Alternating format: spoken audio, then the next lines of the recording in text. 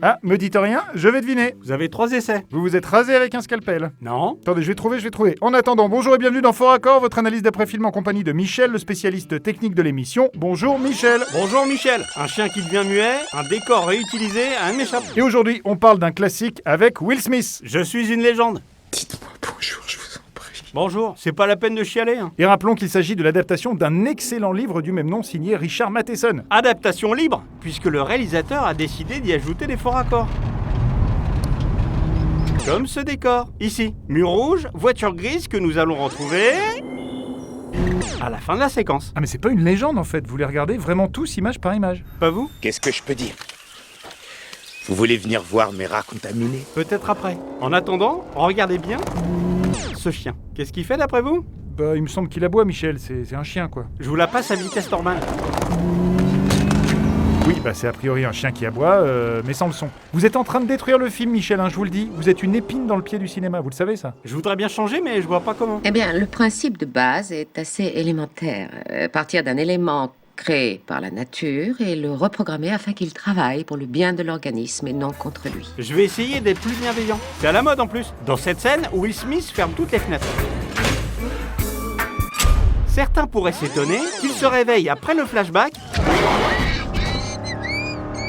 avec un bon gros soleil de printemps qui illumine sa chambre. Et pourtant, Will Smith a tout à fait pu se lever et ouvrir les volets. Ah bah non Michel, ça n'aurait été possible de les ouvrir qu'à l'aube, sinon il y a les vampires là, les mutants qui rentrent. Vous avez raison, Michel. C'est donc une bonne grosse connerie de l'équipe technique. J'ai essayé d'être bienveillant, hein, je vous promets, j'y arrive pas. Vous avez essayé, c'est le principal, et un jour vous y arriverez hein Michel. Maintenant, je vous montre un truc qui va faire pisser dans les chaumières. Pleurer dans les chaumières. Qu'est-ce qu'il y a? Qu'est-ce que t'as vu? Minute papillon. Regardez bien. Vous savez ce que c'est ça? Me dites pas que c'est la caméra? Si. Juste avant, on a la torche de l'arme. Et quand la lumière se baisse, on a le point lumineux typique des caméras. Mon Dieu. Dieu n'a pas fait ça, Anna. Nous l'avons fait. Si vous aviez fait que ça. Oh j'ai trouvé. Pour votre visage. Vous avez sauté la tête la première dans une baignoire remplie de verre pilé parce que vous aviez perdu un pari avec un de vos 200 cousins débiles là. 111. Mais c'est pas ça. Regardez bien ce taxi derrière. Il est posé sur la rambarde. C'est une rambarde bien costaud quand même. Je vous le dis, on s'en fout. Parce qu'elle disparaît.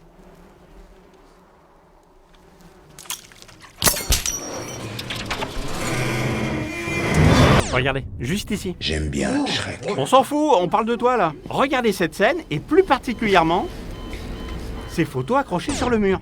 Bah attendez, il y a un paquet de doublons là non? Oui, ici. Alors là je vous le dis Michel, j'aime beaucoup. Surtout que la production aurait tout à fait pu faire attention à ça. Je vous réserve encore quelques surprises. C'est mon lieu de travail. Je vais pas laisser cette saleté se répandre.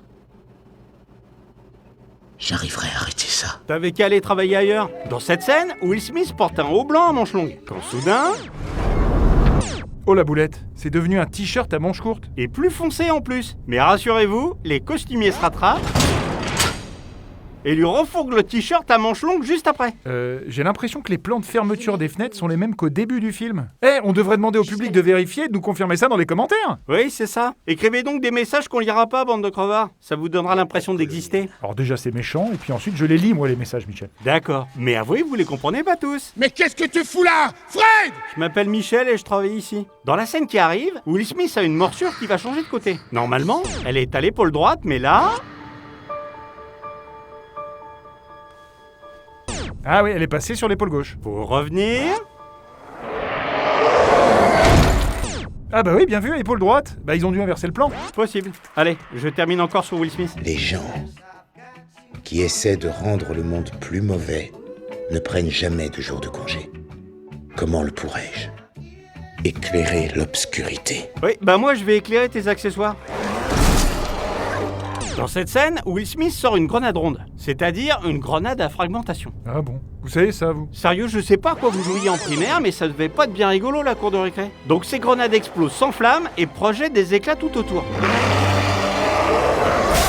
Je vous le dis, à moins qu'un éclat ait ricoché sur la gazinière laissée allumée par les méchants, et que ce même ricochet ait créé une infime étincelle. Venez-en au fait là Michel, ça devient long. Bah c'est sûrement pas une grenade frag qui peut créer une explosion pareille. À la limite, une grenade incendiaire, ça peut le faire, mais là non. Bah du coup c'est peut-être une grenade Impossible! C'est pas rond une grenade incendiaire. Ouais, et bah bravo Michel, c'était très sympa. Voilà, c'est la fin de cette émission, on se retrouve très bientôt pour un nouveau Fort Accord. Et j'aurais du lourd, du très très lourd.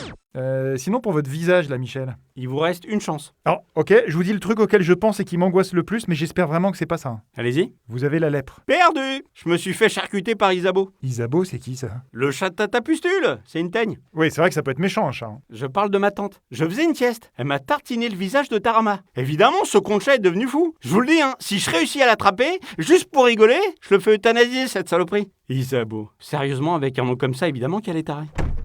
Tata? Garde le nom de mon chat hors de ta putain de bouche!